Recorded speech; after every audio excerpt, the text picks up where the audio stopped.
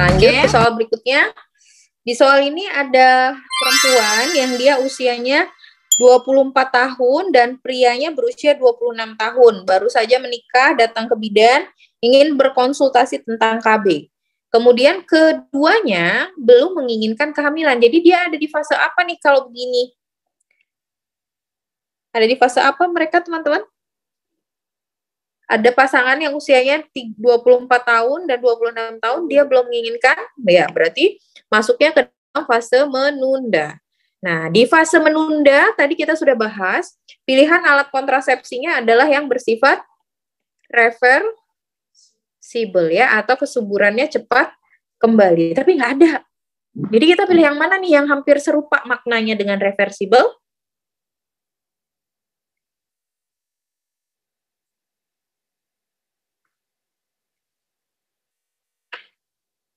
Yang mana nih kita pilih nih? Yang hampir sama maknanya dengan reversible adalah yang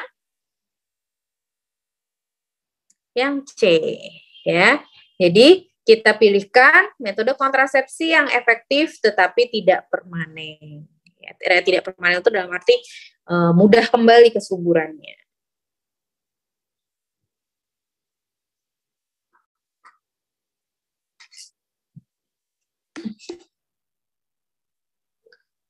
Oke, lanjut kita ke soal berikutnya. Sebentar saya minum dulu.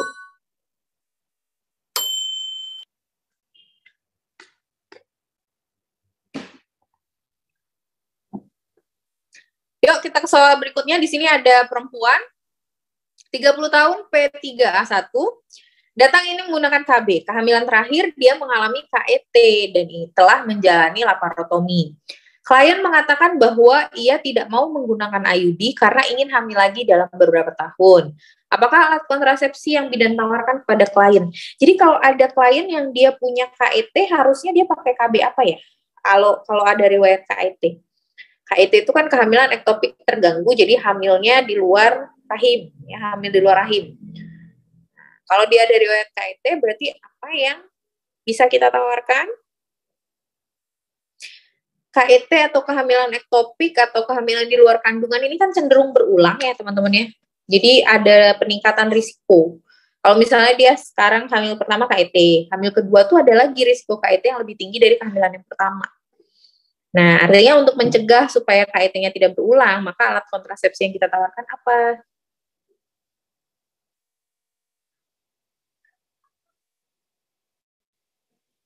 Gak ada yang jawab. Oke. Teman-teman masih ingat nggak sih saya pernah cerita gini, KB progesteron ya, KB yang mengandung progesteron, ingat nggak progesteron itu sifatnya memperlambat, ya kan? Progesteron tuh punya sifat memperlambat kerja organ. Nah, hal yang sama ketika si ibu ini menggunakan KB progesteron atau yang mengandung progestin itu entah dia pil, mini pil, atau dia menggunakan suntik yang 3 bulanan, atau dia menggunakan implan, atau dia menggunakan AKDR yang dengan hormon ya, AKDR LNG itu dengan hormon. Ini semuanya karena dia mengandung progesteron akan kerjanya itu, cara kerja KB-nya adalah dengan melambatkan motilitas tuba. Nah, jadi tuba kita itu kan ada fimbrienya. Jadi kalau ini uterus gitu ya. Nah, ini ada fimbrienya, ada kayak tangan-tangannya gitu kan. Terus di sini ovarium. Nah, ini kan dia bergerak terus bergerak begini. Titit gitu ya, bergerak. Kenapa sih fimbria ini terus bergerak? Untuk menangkap sel telur. Nanti sel telurnya setelah dia bergerak, dia akan ditangkap oleh fimbria dan dia akan menunggu sperma di ampulanya tuba, gitu kan? Dia di begini, hop, ditangkap telurnya, dia berjalan menuju ampula tuba menunggu sel sperma. Itu ada normalnya. Nah, pada orang yang menggunakan KB progestin, gerakan si fimbria ini melambat. Jadi gerakan si tangan-tangannya tuba ini melambat dan akhirnya nggak ada sel telur, si sel telurnya itu tidak tertangkap atau tertangkap tapi dia nggak bisa nyampe ke ampulanya tuba. Nah, pada orang yang sudah punya riwayat KET itu kan hamilnya kebanyakan di tuba. Nah, pada orang yang sudah punya riwayat KET, kalau kita kasih progestin, maka risikonya adalah jika ternyata nanti ibunya pengen hamil gitu ya, ternyata masih ada sisa hormon progestinnya nih di dalam tubuhnya. Si progestin ini akan memperlambat silia tubanya sehingga si janinnya itu nggak bisa turun atau masuk menempel ke dalam dinding uterus. Jadi jangan gunakan hormon progestin pada orang yang punya riwayat KIT. Intinya seperti itu, ya. Nah, karena dia nggak bisa pakai yang progestin, berarti ini kita eliminasi, ini kita eliminasi, ini kita eliminasi, ini kita eliminasi. Sisanya adalah pil kombinasi. Ya, seperti itu.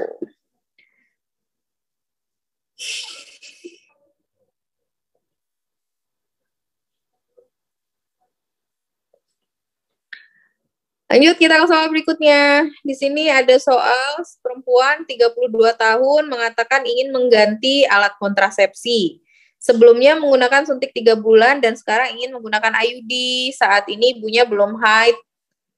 Setelah berhenti menggunakan suntikan 1 bulan yang lalu, tekanan darahnya 160/100. Oke, sekarang kalau ada orang yang mau ganti nih dari suntik ke IUD. Kapan sih harusnya dia ganti ke IUD?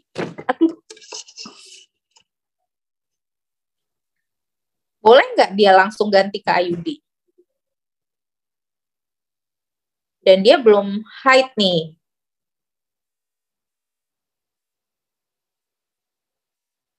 Oh, gini. Dia dari suntik ke IUD dengan kondisi dia datang, dia belum tidak haid. Kan KB itu baiknya kita pasangnya pada saat ibu sedang haid ya. Tapi ini dia datangnya sedang tidak dalam keadaan haid dan dia mau ganti dari suntik ke IUD.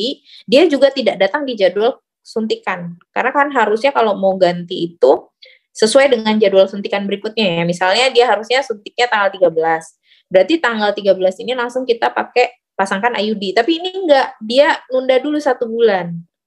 Dalam kondisi dia tidak haid. Berarti apa yang harus teman-teman lakukan?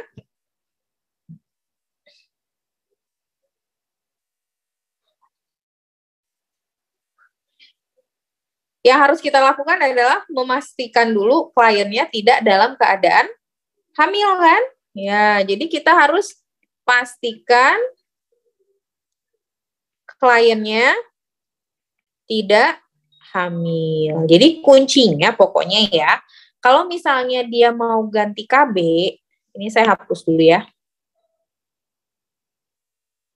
Kalau ada orang mau ganti KB dari hormon ke hormon, misalnya dari pil ke suntik gitu. Nah, ini dia harus datang sesuai, ganti sesuai jadwal kunjungan ulang. Gantinya sesuai jadwal kunjungan ulang. Jadi kalau misalnya dia harusnya kunjungan ulang suntik berikutnya tanggal 10, terus dia mau ganti jadi pil, berarti di tanggal 10 itulah kita kasih pilnya. Atau dia dari suntik 1 bulan mau ke suntik 3 bulan, berarti kalau dia harusnya suntiknya tanggal 7, di tanggal 7 itu baru kita berikan ganti suntik ke 3 bulan. Kalau dia pakai pil mau ke suntik, berarti pada saat paket pilnya itu habis, baru kita ganti dengan suntik. Jadi nggak boleh di tengah-tengah, ya. Kemudian kalau misalnya dia ganti dari IUD ke hormon, maka IUD-nya jangan dilepas dulu ya. IUD-nya jangan dilepas dulu.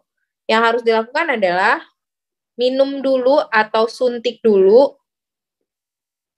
Nah, nanti jarak 1 minggu kemudian baru IUD-nya dilepas. Ya, untuk memastikan si obatnya bereaksi dulu. Kalau misalnya klien datangnya pada saat haid, berarti KB-nya bisa langsung diberikan.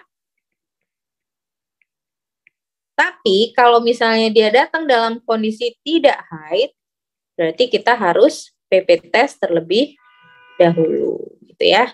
Jadi untuk soal ini jawaban yang tepat menjadi yang D, karena dia datang belum dalam keadaan haid dan dia sudah lewat jadwal suntikan selanjutnya itu 1 bulan.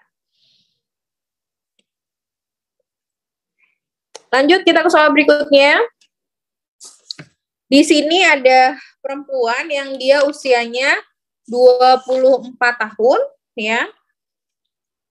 Terus dia ingin menggunakan alat kontrasepsi suntik yang tidak mengganggu produksi ASI. Berarti yang tidak mengganggu produksi ASI itu adalah KB yang mengandung hormon apa, teman-teman? KB yang tidak ganggu ASI. KB apa? Ya, KB yang mengandung progesteron ya. IUD yang non hormonal atau progesteron atau MAM. Nah, sekarang kalau dia mau pakai yang progesteron, berarti yang mana jawabannya ya? Yang B ya. Jadi teman-teman, KB itu ada yang isinya progesteron, ada yang isinya estrogen dan progesteron. Nah, yang isinya progesteron ini biasanya isi hormonnya namanya adalah levonorgestrel atau depomedroksiprogesteron asetat. Nah, kalau yang ini kombinasi biasanya dia ada ininya, ada estradiolnya. Ya, estradiol itu adalah turunan dari estrogen. Sama, levonorgestrel atau depomedroksiprogesteron asetat itu adalah turunan dari progesteron. Gitu ya. Ini estrogen, ini anti-androgen bukan ya. FSH dan LH itu enggak ada KB yang mengandung FSH dan LH. Itu hormon reproduksi yang ada di tubuh kita ya.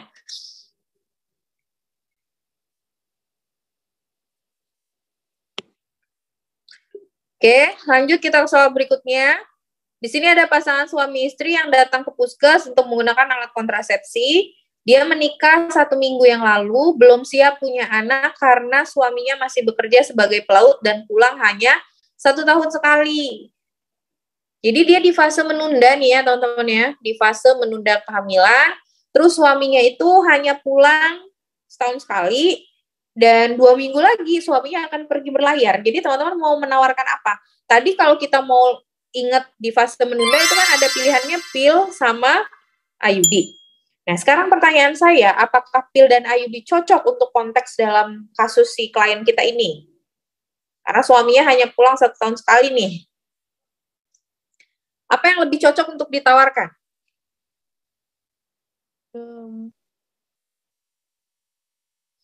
Ya, yang cocok kita tawarkan adalah kondom. Ya, nggak perlu dia pakai kontrasepsi yang terus-menerus gitu, karena dia jarang juga ketemu sama suaminya kan. Jadi kita tawarkannya kondom yang sifatnya sewaktu-waktu.